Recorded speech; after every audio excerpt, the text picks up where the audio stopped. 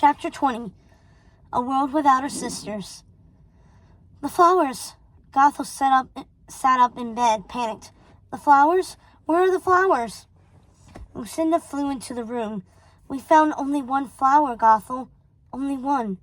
Likely the one Jacob had planted here years ago. It seems they did not flourish as Jacob hoped they might. But these are enchanted lands. What about my sisters? Where are they? Asked Gothel. Jacob thought to put enchanted soil from the city of the dead in their coffins, just enough to keep them preserved. But I'm sorry to say all the flowers that were placed with them in their coffins have died. How am I going to save my sisters? I'm not sure, my little one. Our main concern has been your health. Gothel was still befuddled from her long sleep. She was having a hard time clearing her head and a very hard time communicating. All she could manage was panicked, rapid-fire questions as they popped into her head. The blood. Where is it? How long have we been here? Who did the unpacking? We did, Gothel. We didn't want Mrs. Tittlebottom to come across something that may frighten or confuse her. Who is Mrs. Tittlebottom? Your new cook, dear. She's completely trustworthy. We've made sure of that. Should I even ask? Lucinda laughed. No, nothing like that. No magical interference, I promise. But what about the chests from the vault? Where are they? We put the gold in the cellar along with your sisters. You have the only key, Gothel. It's in your bedside table drawer. Mrs. Tittlebottom has the keys to the rest of the house, of course. Where are my books? In the sitting room. We've made it into a library for you. I promise we've arranged everything while you've been sleeping. How long has it been? Asked Gothel, looking at the floral patterned wallpaper. It was a pleasant deep brown and dusty rose, so different from her old home. Just a few days, Gothel. We've only been here a few days, said Lucinda. I feel like I'm living in an entirely different world, Gothel said, looking out the window at the sea of wildflowers and pink blossoming trees. You are, my dear, but it's a beautiful world, isn't it? I suppose so, said Gothel. Lucinda? Yes, dear? How long was I asleep in the deadwoods? A very long time, Gothel. More time than I even realized had passed until I heard from Jacob. I need to go down to the cellar. I'm guessing Jacob packed my mother's blood with the other things from the vault, Gothel said, trying to get up but feeling faint. Let me. You're still rather weak. What should I look for? Lucinda asked. A glass bottle of blood with a wax-sealed cork. It should be inside a wooden chest. I'll be right back. I'll send Mrs. Tittlebottom up with some tea, said Lucinda as she fished the key out of the bedside table drawer. Gothel had woken up in a world she didn't quite care for. It was a world without magic, without Jacob, a world without her sisters. She had never imagined living in a world without them. She hardly knew what to do next. What was her life without the Deadwoods, without her sisters? Everything she knew had been destroyed or murdered. Even her beloved Jacob and his army were likely dust.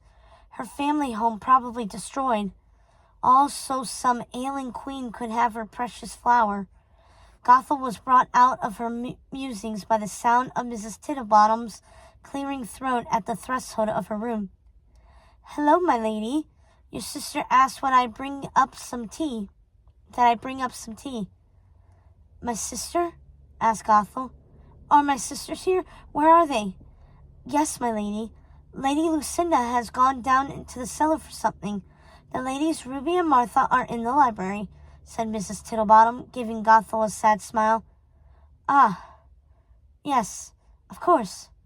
Thank you. You poor dear. Your sister said you were still a little befogged after such a long illness. Now don't you worry.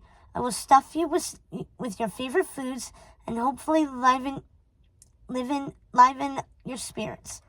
Thank you, Mrs. Tittlebottom, said Gothel, taking the tea.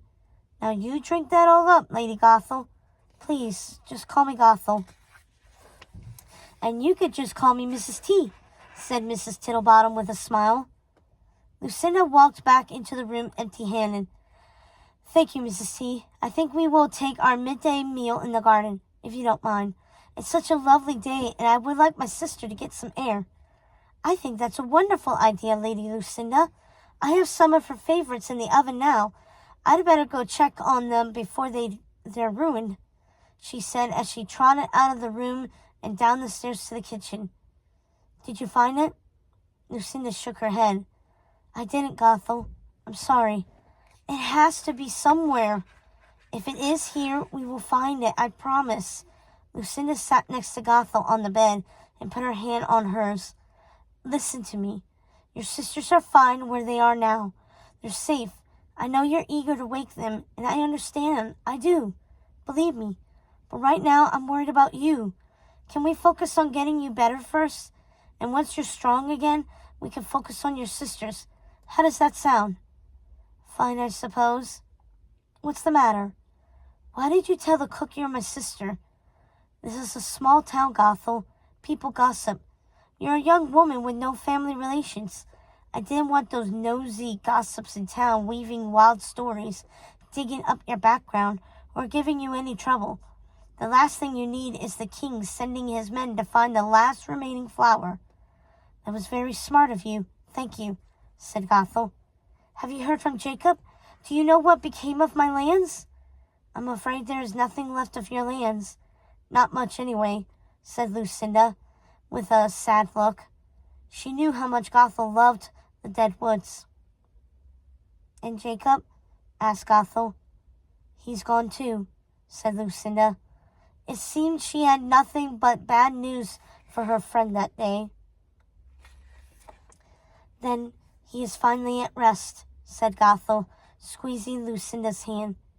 Yes, he deserves his rest, don't you think? Asked Lucinda. I do. I really do, said Gothel, wiping the tears from her cheeks.